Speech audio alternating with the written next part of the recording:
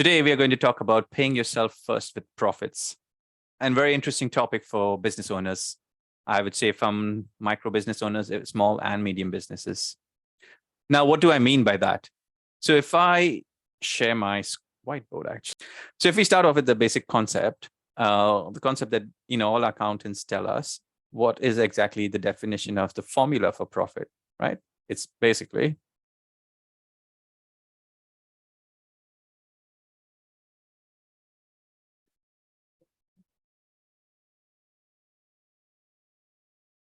it's revenue or your sales, yeah, minus your expenses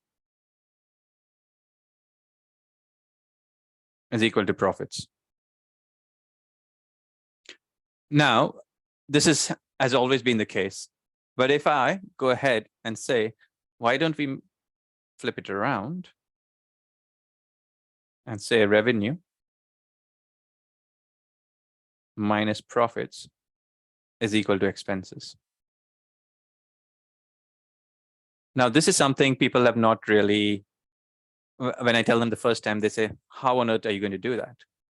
Right. So if you look at the standard formula on top out here, which says basically all your sales and let's say your cost of goods sold and all the overhead expenses, you subtract all that, whatever's remaining, you get your profit. But the flip side is what happens if you take all your sales, all your revenue, all right, and you then decide, to take away the profits that you want to make, and actually then whatever's remaining is the expenses. Hi, David. Welcome. We've got Sally too. So that's the whole concept about this particular session. Now, this is also gone back to a recent study which was done, which is called priming. Have you all heard of priming? Anyone? No? Priming is what they did was they took a set of words, all right, and for one particular bunch of participants, they actually went and painted a very negative picture right up front and used those particular words, all right? And then they asked the audience as to, someone listening into it, as to what they understood. And they had a very negative perception of that particular person. On the other side, they went to a second a sample specimen, and then they asked that particular attendee, and they described that particular attendee using the same words, but in a very, very positive light. All right. And then they asked everyone listening in what they thought about the second person. And guess what? They all said very positive things about that. And this is exactly what we talk about when we look at this particular equation for our business. So if you decide to pay your business out first, right, from your salary and your profits, okay, and whatever's remaining, you start using it for expenses in your business, right? That's when you start making your business a success. Now, the $1 million question out here is, all right, fair point. What do I need to know about profits? So your profits, generally, we would say profits plus your take-home pay, all right? Or your salary, whatever you want to call it. That's what we want to look at. So you need to work out what your life should be. Your business, how many of you all actually want, either live to work or work to live, right? That's an age-old kind of things we ask our clients, right? Your business is there to serve you, right? Not the other way around. So once you design your life, or once you know on a monthly basis, let's say for the next 12 months, which we do within our community, and if you'll need help, any of our coaches can do that. We have what we call strategy planning day, and one-to-one, they will help you. David Auti also does similar for his clients in his territory also, right? So that's what we do. We do a strategy planning day. We focus on a 18 months to a 12-month plan, and then we actually make that happen. So if you're struggling with that, speak to one of our coaches. We'll get you to that. But if you're a small business owner, if you have done that, then you need to understand what does that mean, okay? What is that business? How much do you want to make per month? What kind of lives do you want to live? What holidays you want to go, or what, clothes or whatever car you want to buy. So that's what you need to figure out what that. I'm not going to go into this because we do a half a day to a 1-day session generally on this particular topic. So far, so good. Can I get a thumbs up, Sally? You all clear? Thanks, David. Yeah, great. All right, let's move on to the second part of it. Now, so how do we start making this a reality? If you remember, if you speak to your grandmother, or if you look at it slightly differently, right? They used to keep different envelopes for different expenses in the house, right? If they had to go for groceries, they would keep that. Clothes, they would do that. So if your grandma or granddad go for grocery shopping, they'll spend all that money on that particular thing. You flip it on to today's in today's day and age, most of the fitness coaches or diet coaches would tell you, serve yourself smaller plates, especially in first world countries like America. You get massive servings, unlimited portion, a bottomless drink, whatever, right? So now they flipped it around and say, take a smaller plate. So while you're eating the same thing, you're eating smaller quantities. That's similarly what we are actually going to do when it comes to our business. All right. And the way we are doing it is we are going to actually break it down into certain accounts, our business accounts. So if you look at it, a foundational, we can do it either foundational way or slightly advanced. So what we are saying is for your particular business, all right, you should have 5 foundational accounts. And I'll talk to you in a little more detail about it. And you can make notes as you'll move along. So the first thing is you have your income account. This is where all the money is coming in from all the sales that you make out there. Right? Generally, if I speak to any business owner right now, they have only one account. Okay. Everything comes in and everything goes out. They can't track anything out there. All right. The next one is called a profit account. Okay. The third one is called an owner's account. And I'll explain all this to you. The fourth is called your tax account. Okay. And this can be used for your corporation tax, your VAT purpose, and all that. The fifth is your OPEX account. Okay. And which is called an operating expenses account. We also have, and I generally recommend this to all my clients, is to have a tax hold account. And you have a profit hold account and a tax hold account. Okay. So let's just go that first. I just want the order to be.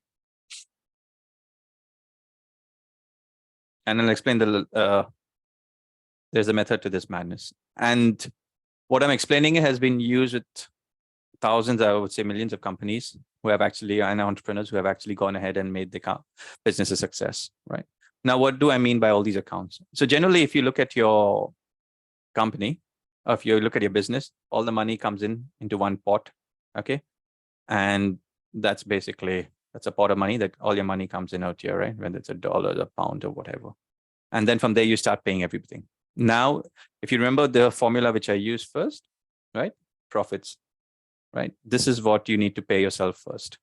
So what we're going to do is, and I'll talk about the percentage. So whatever money comes in, the first thing is you decide what is your profit allocated percentage, right? So let's say if in your business, I would say for a sole business owner, it is generally, let's say 50% should be profits plus your should be profits and owner's salary. The combination of these two should be 50%. Okay. But I'll break that down later. So that's what you actually start allocating, but you can't start on day one with 50%. Okay.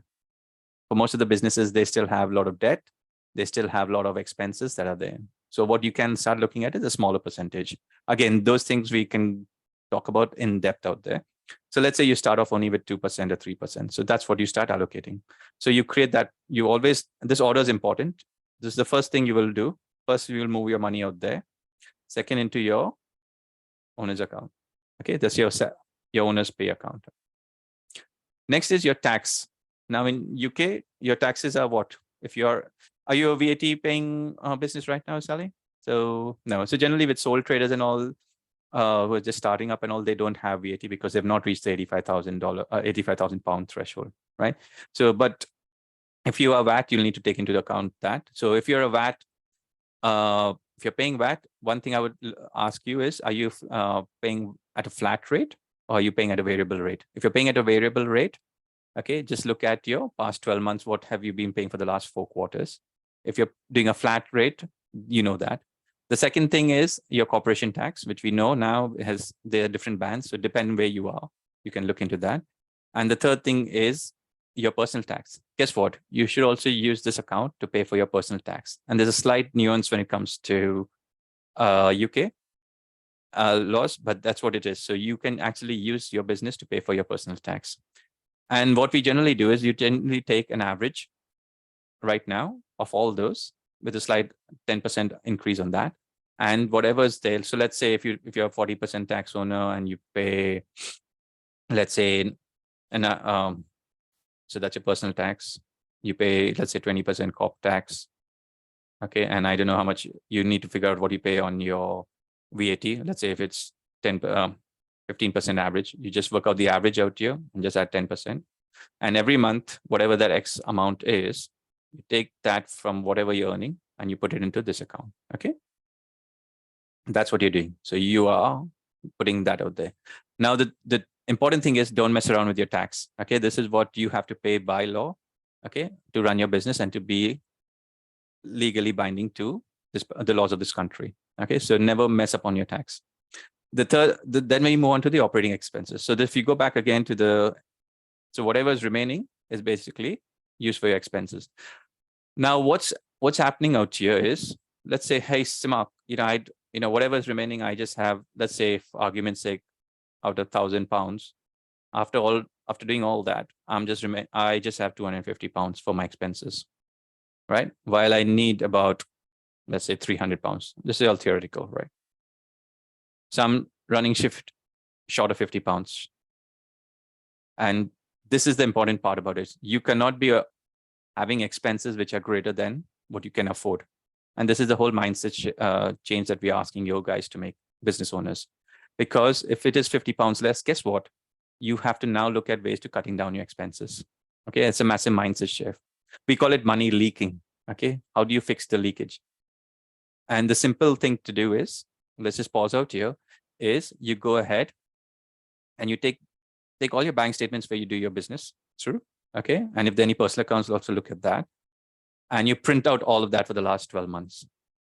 Okay, then what you do is you look at that particular bank statements. You take two highlighters, all right, and you start asking yourself the first question. You use a green pen. Is this expense 100% needed to keep the lights on in your business? Okay, the question is this expense 100% needed to keep the lights on in your business? If it is a yes, and be ruthless, highlight it with green. Go through this for all your bank statements. Okay, once you've done that, take a red marker. Now ask the second question to yourself. Is this expense delivering me a positive return in terms of time or money in my business? If it is, mark it with the red pen. What will happen with this after this exercise is you will have some which are not highlighted. Those are the ones you straight away knock down. Okay, straight away knock down. A typical example would be, do you need multiple softwares to maintain your email list, right? You may use Aweber and MailChimp or something like that. Do you need both of them? You can use one of them, right? Or if you look at your hosting provider, do you need, hosting provider plus a separate email while you have a CRM? That's another example, right? Sally, in your case, if you're using a lot of artwork, right? Do you need to have different sizes of, I don't know, canvases or a different size of paints, or you can cut down on that, right? And look at all those things, or travel or something along those lines.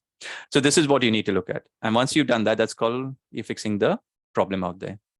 The second thing out there is, once all is done, so this exercise generally takes about 4 hours to do. Okay, 3 to 4 hours if it's the first time you're doing it. And that's what you need to do.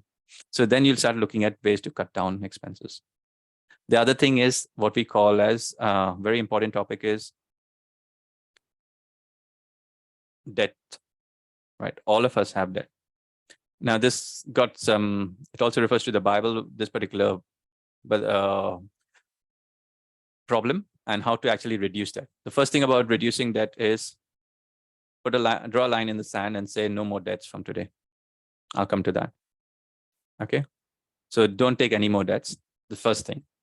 Second thing is look at all the debts you have, all the people you owe money on your business side. So let's say you have debts. Let's say you own someone 1,000, 5,000, 10,000 pounds, right? And maybe another 4,000 pounds. Yeah. We call this snowball effect. So what you do is, and they may be at different interest rates, right? Let's say 3, 5, 2%, and maybe 7%. Okay, interest rate.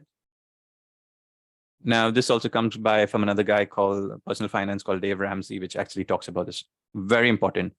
Ignore all this percentage. All you do is you highlight all of them in order from lowest to highest. So you go from 1,000, 4,000, 5,000, 10,000. Okay. And let's say the minimum payment for each of them is whatever. So this is like 75, 200, let's say 150 maybe and 100. So ignore all the minimum payments here. What you do is every month you make the minimum payments on this one, starting from the top. Okay, for all these. So keep making minimum payments so you're not defaulting your account. What will happen over, and then what you do is whatever is remaining, you look at your profit account. So let's say you're putting about 10% of whatever you're earning out here. Okay, and let's say that's 100 pounds. I'm just assuming, right? So your 100 pounds out there, whatever is there, you take 99% of that amount. Okay, so 99% of 100 is 99 pounds. Okay, and you start paying off your lowest debt out here. Okay, and you keep doing this. Eventually, you will knock this out. Okay, then let's imagine you're paying 99 pounds out here plus 75. Okay, whatever that amount is. Okay, so let's say that's 174. You start paying this amount excess plus whatever minimum payments was for the 4,000, which was 100. Okay, and you keep knocking down.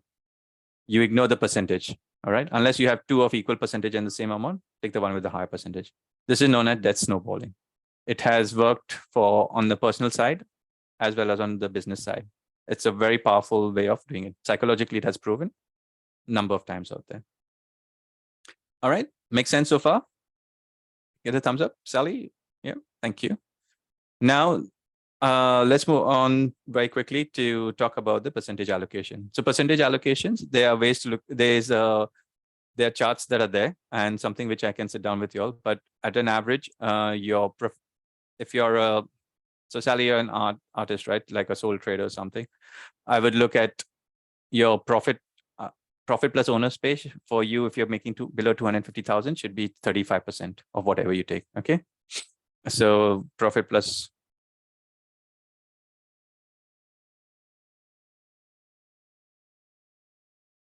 All other, it lies within this range generally. Okay. 35 to 50%. You decide what's there, but that's your target.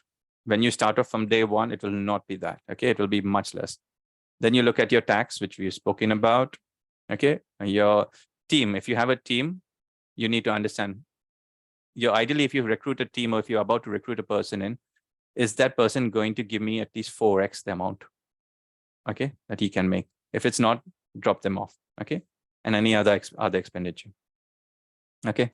So team is around 25% roughly for service funds, and tax is generally 2% in this range. So I'm talking about 0 to 250K. There's a whole formula. There's a whole list which we go through for UK companies. And then the other one is 38%, I think. Yeah.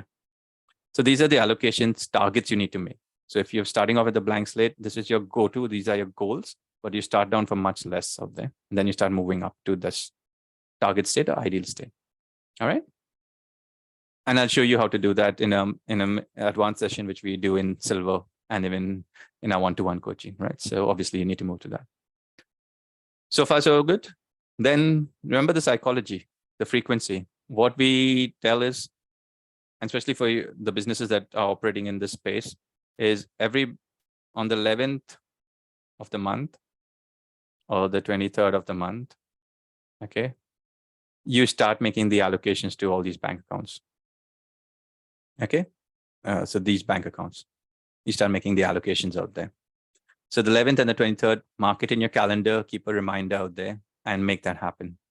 Now, what happens is what we've also found in practice is these dates sometimes the market falls on a bank holiday, or it's on a Sunday or a Saturday. The other great thing is you can also use it a weekday. So do it on the weekday of the month. So ideally, I tell my clients either do it on a Tuesday or Thursday, because Mondays and Fridays are generally strewn with bank holidays, right? So every Tuesday or Thursday of the month, of the week, you do that. You can do it weekly, okay? Depending, or you do fortnightly, depending on your business and the volume that you trade out there. Keep that as a reminder in your calendar. Now, it's very important. These are small habits that you start making, but will have massive impact. So you guys really need to do this regularly and religiously. Initially, it may sound that you're taking a lot of time, but once you get into the rhythm, you need to do this. The other thing is also then looking at your accountant and explaining it to them. Now, the two things you need to maintain. What you'll have is you will have, so this transactional management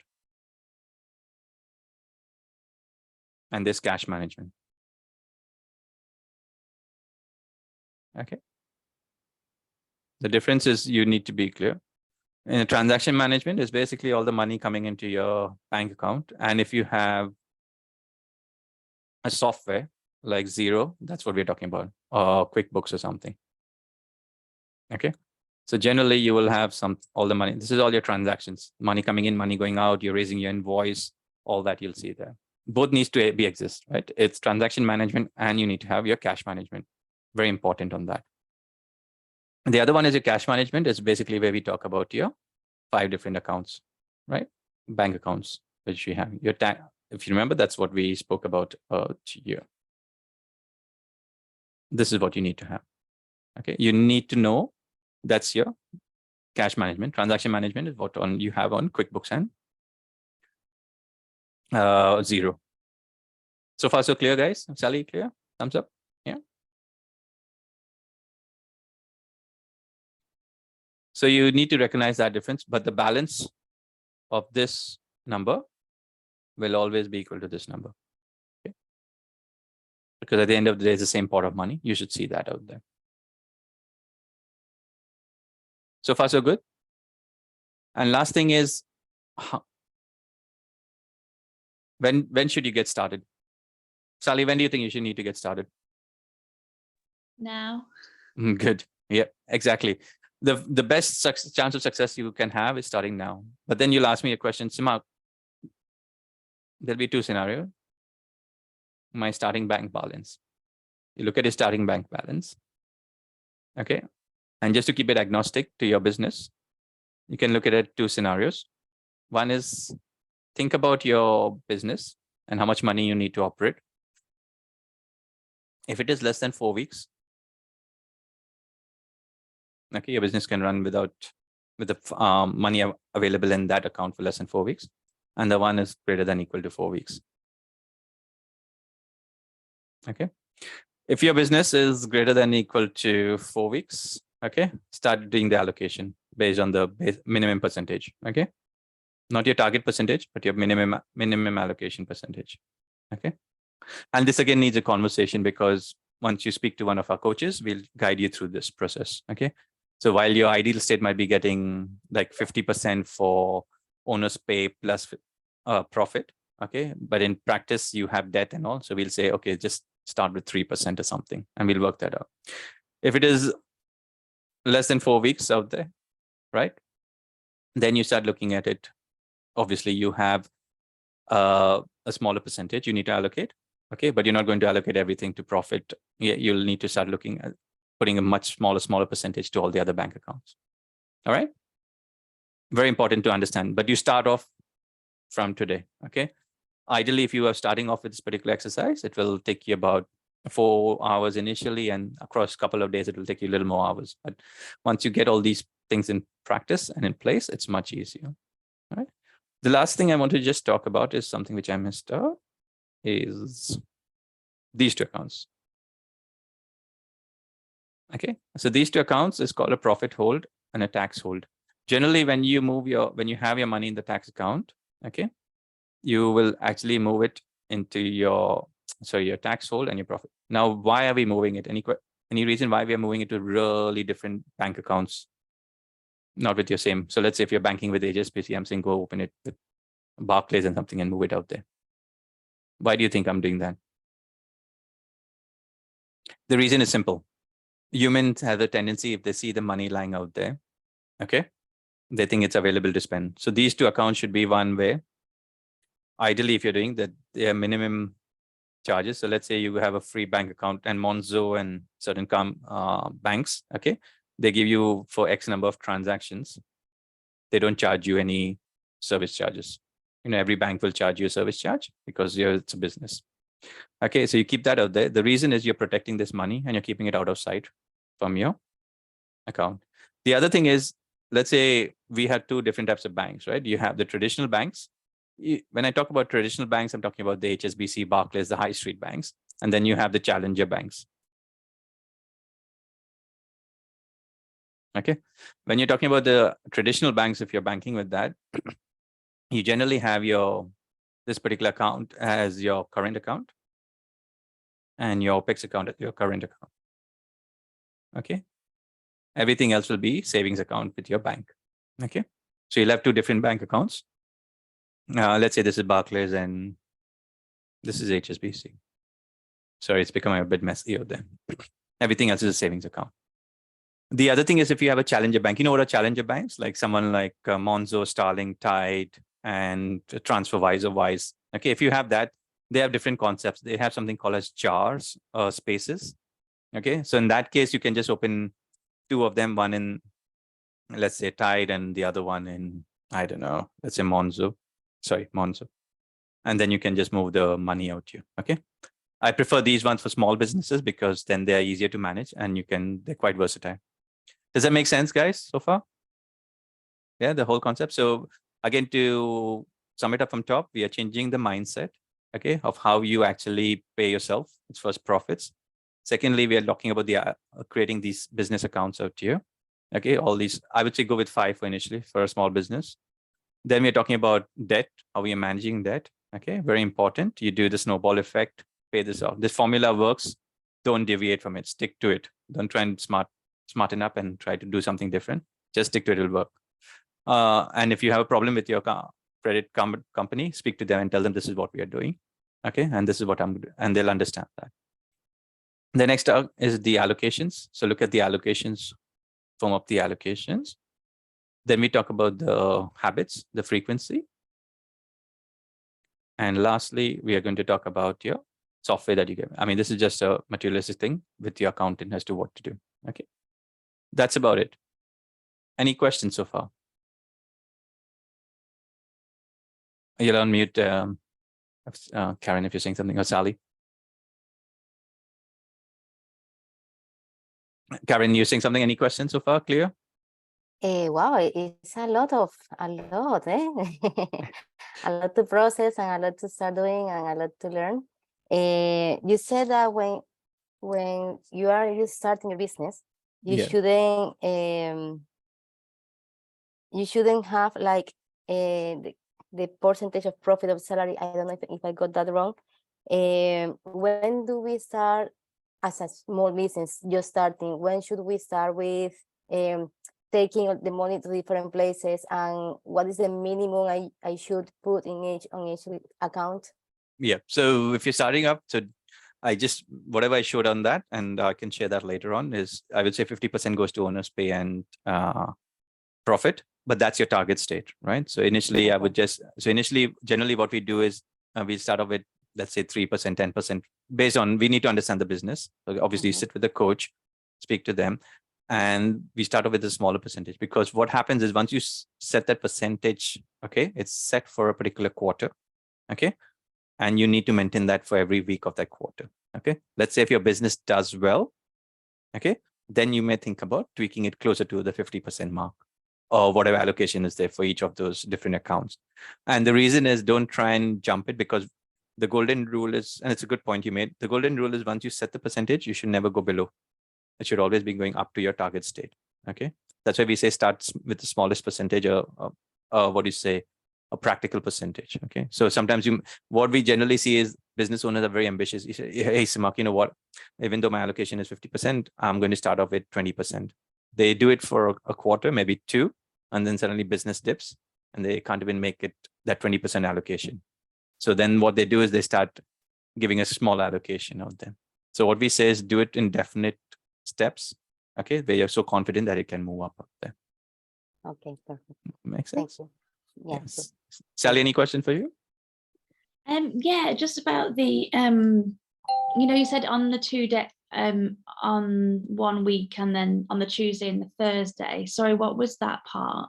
Oh, sorry. I mean, the guidance or the recommendation was you choose either Tuesday of the week or a Thursday of the week to do the allocations across the bank. Now, why don't choose Mondays or Fridays? Is most of the time they're bank holidays. Okay, that's the only reason. I mean, you can choose a Wednesday, whatever is convenient to you and your business. but that's what we generally found works really effectively across the most of the business that we've been with.